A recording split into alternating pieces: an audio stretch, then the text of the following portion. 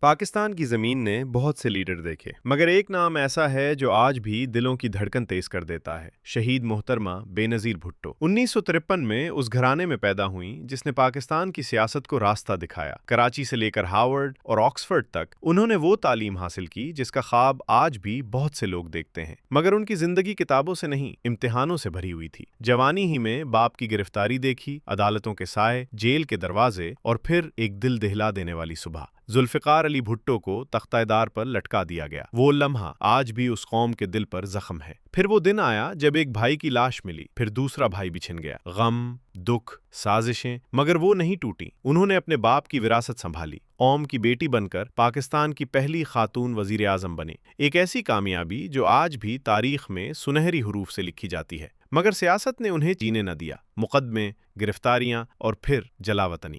دور رہ کر بھی دل پاکستان میں ہی دھڑکتا تھا۔ 2007 وہ واپس آئیں تو وطن نے انہیں آنکھوں میں بٹھا لیا، مگر اسی استقبال کے سمندر میں ایک دھماکہ ہوا۔ جان بچ گئی مگر رستہ مزید خطرناک ہو گیا۔ اور پھر 27 دسمبر لیاقت باغ کی شام، ایک دھماکہ، ایک گولی، ایک لمحہ، اور پاکستان کی بیٹی ہمیشہ کے لیے خاموش ہو گئی۔ لیکن ایک سچ رہ گیا، بے نظیر گئی نہیں، وہ آج بھی زندہ ہے، اپنے مشن میں، اپنے نظریے میں، اور اس ہر آنکھ میں جو ان کا نام سنتے ہی نم ہو جاتی ہے۔